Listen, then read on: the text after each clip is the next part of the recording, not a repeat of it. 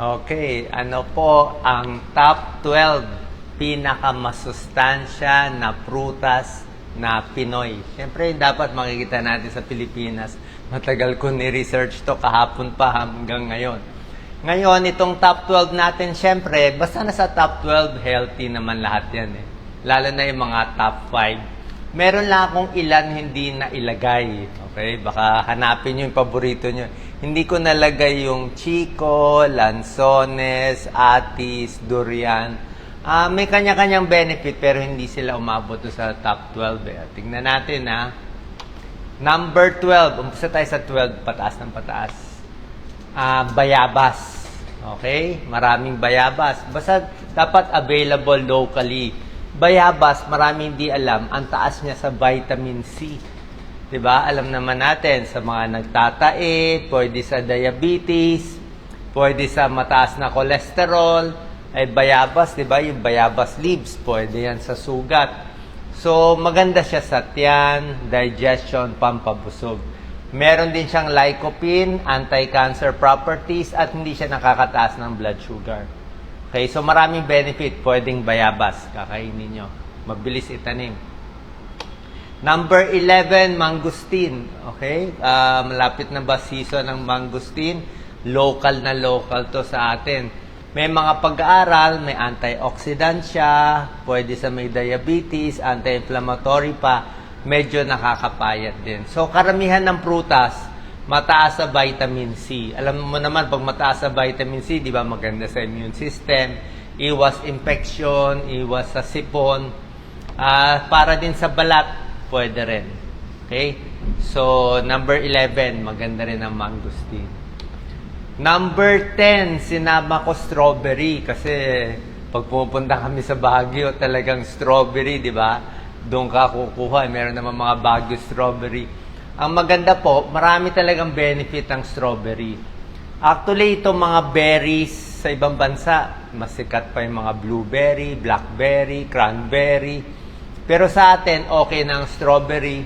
Anti-cancer properties para sa gout, para sa arthritis, anemic, mataas siya sa vitamin C, may iron pa siya. Tsaka ang maganda sa kanya, very low calorie. 100 grams, tingnan nyo 100 grams ng strawberry, 32 calories lang. Sobra-sobra baba. Huwag mo nalagyan ng asukal o kung anong condensed milk. Basta pag strawberry, minsan matamis na yan eh. 32 calories. Pero yung vitamin C niya, tingnan nyo, ang taas. So, almost 65% ng daily requirement. 100 grams, konti lang yun. Baka ganito lang karami, 3.5 piece lang. Yung parang uminom ka na ng ascorbic acid na tableta. So, maraming benefit ang strawberry. Blood pressure, sa puso, maganda. Anti-cancer, para sa diabetes, pwede ito kainin ng diabetic. Pampaganda ng balat, ang ganda ng kulay, maganda sa mata. Pang-arthritis, pampalakas ng katawan. Kung meron kayo nito, pwede yan. Pang-diet pa yan. So, ito mga matataas niyang component. May manganese, may copper, may potassium content. Number 9, ako, favorite natin din to, avocado. Okay? Avocado, marami siyang fats eh. Pero yung fats niya, healthy fats. Healthy monounsaturated fats siya. So, mayroong mga pag-aaral na maganda siya sa puso, iwas sa heart disease. Marami pa ibang component avocado. May potassium, vitamin B6, vitamin E. Vitamin E, syempre, di ba, maganda sa balat, pampaganda. So, marami siyang benefit. Ang isa lang ang problema natin sa avocado.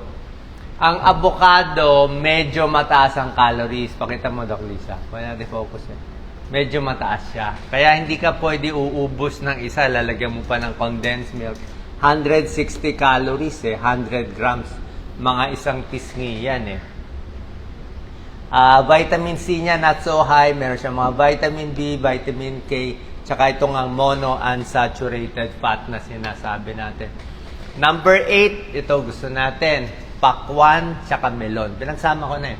Watermelon and pakwan. Almost pareho naman benefit nila. Siyempre, matutubig to eh. Di ba? More than 90% water to. Ang pakwan, meron siyang component na citrulline. na maganda sa blood pressure. Hindi naman talaga bababa, pero good siya for high blood. Hindi siya nakakataas. Pakwan at melon, di ba, matubig, maganda sa kidneys. May potassium din, maganda sa kidneys. Maganda rin sa muscle, sa mga nag-exercise. Maganda sa puso, maganda sa mata. Bakit? Ang ganda ng kulay eh. Di ba? Pag kulay pula na pakwan, maganda sa puso. Pag kulay dilaw na pakwan, yellow watermelon, maganda sa mata. So, yellow watermelon sa mata, red watermelon sa puso. Pero pareho naman siyang maganda. Kidney problem, bladder problem, mataas sa potassium. Pag mainit ang panahon, panlaban sa heat stroke, pampalambot ng dumi, kung constipated, almoranas, constipation, okay ang pakwan. Okay din ang melon. No? Para makaihi sa digestion. Ito yung mga antioxidant niya. Flavonoids, beta-carotene, napakaganda. Number 7. Siyempre, sasama natin suha. Suha kasi, ang kapatid ng suha, grapefruit merong mga pag-aaral sa grapefruit. Pero yung specifically suha, wala. Pero halos pareho naman siya. So, suha or grapefruit, mataas siya sa vitamin C. Very high. Maraming fiber, di ba? Pag kumain ka ng suha, maraming fiber yan. So, maganda sa digestion, maraming potassium. Pag maraming potassium, maganda sa blood pressure. At antioxidant pa. Tingnan natin na, sa suha, kita mo vitamin C niya, 58%. Lowers cholesterol. Good for the DNA. Mataas din sa vitamin A, 38%. Ang daming fiber. Itong mga, yung mga membrane na nakabalot. Anti-colon cancer, kasi mataas ang fiber, antioxidant, iwas din sa kidney problem. Number 6, local na local, di ba? Dalandan, calamansi, di ba? Pag sa abroad, syempre may orange sila. Pwede ka rin bumili ng orange imported, lemon imported. Pero locally natin, dalandan and calamansi. Calamansi juice. Diba? Siyempre, pag calamansi, dalandan, mga citrus fruits, super taas sa vitamin C. Yan. Napakadaming vitamin C. Baka ilang piraso lang calamansi, ang bilis pa itanim natin, diba? Flavonoids, antioxidant, anti-inflammatory, maganda sa tiyan. Okay? Okay sa cholesterol, pwedeng calamansi water, dalandan water, kuhain mo lemon water. Yung iba nilalagay yung calamansi sa kilikili for body odor. For diabetes, pwede. Huwag mo lalagyan maraming matatamis. Pang detox, pwede siya para sa baga. Diba? Maganda sa baga, vitamin C para sa sipon. Para sa baga, hika, arthritis, maganda mga vitamin C. Pati sa puso, maganda rin sa immune system. Calamansi juice. Or mas gusto ko tong dalandan. Meron tayo. Number 5. Ito, sobra dami sa atin. Buko. Ito si Doc Lisa. Mahilig sa buko, kaya nagmumukhang buko Maraming benefits ang buko. Alam nyo naman, di ba? Ang buko, para siyang sports drink. Ayan, natural sports drink siya. Okay? Yung tubig, yung laman, for diarrhea, for the heart, for the skin, napakaganda, nakakabusog. May healthy fats siya, di ba? Marami siyang electrolytes, okay? Mataas sa fiber, pwede mong gawing buko salad, nakakataba, buko pie, nakakataba. Pero marami siyang benefit. Meron lang isang problema sa buko. Papakita ko sa inyo, Ito, malaking problema natin. Pakita mo, Doc Lisa. 300 calories. Di ba sinabi ko sa inyo, ang strawberry parang 30 calories lang ba? Ito kasi nakakataba Kaya yung mga mahilig sa buko, pwede naman buko juice. Pero pag inubos mo lahat ng laman, huwag magtaka kung bakit tumataba. Kasi high calorie din siya. Kaya yung mga buko pie na may matamis pa, marami siyang benefit, kaya lang huwag din sobrang dami. Number 4, malapit na tayo sa number 1, pinya. Okay, ang pineapple, syempre, meron siyang bromelain. Yan ang secret component niya. Bromelain for digestion, inflammation, high vitamin C, di ba? Sobra acid. Immune system, may manganese pa, anti-inflammatories. basically pang arthritis. Maganda siya sa arthritis. Digestion, arthritis, sakit ng katawan, immunity, bromelain, maganda ang pinya. Okay? Siyempre, medyo mataas din sa calories. Actually, dito hindi mataas, 50 calories. Actually, ang maganda sa pinya, alam nyo ano po, yung matigas sa gitna.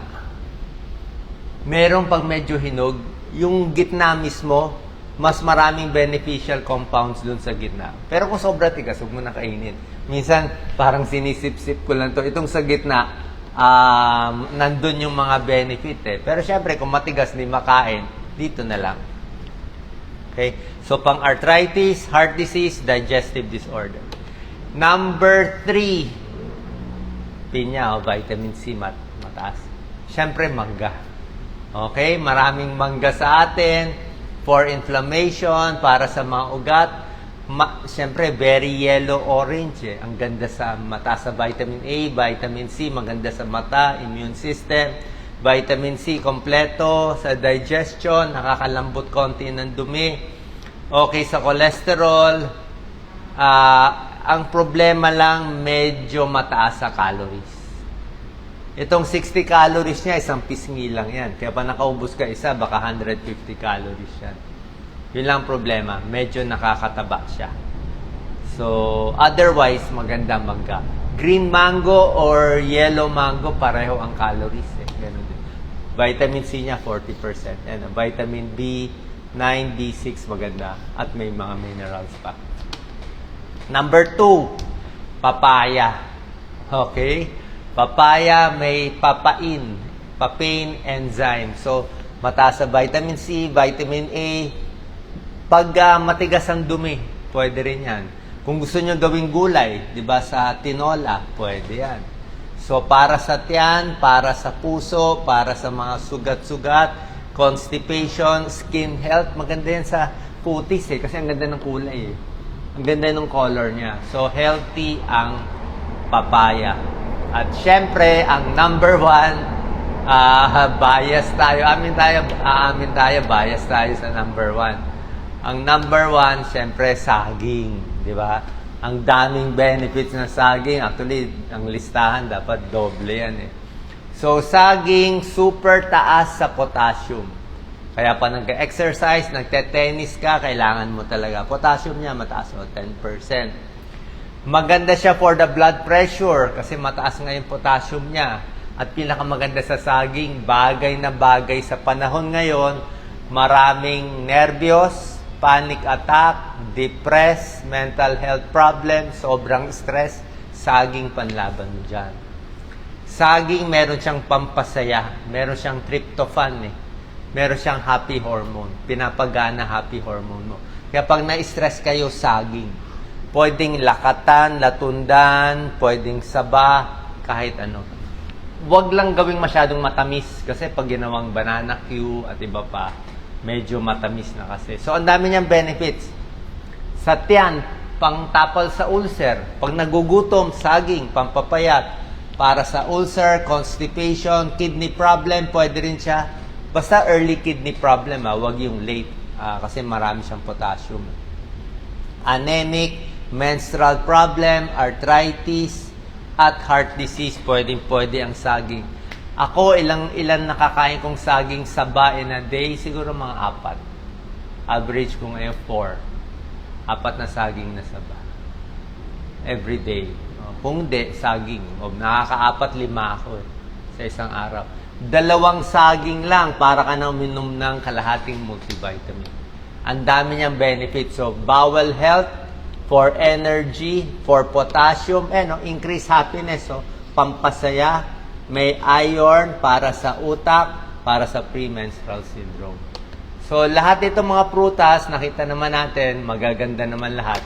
Pero ito yung paborito natin. Sana pa nagustuhan nyo itong listahan para mas kumain kayo itong mga prutas. Pero syempre, pipiliin din. Huwag din sobra dami. Kasi sobra dami, baka tumaba po tayo. God bless.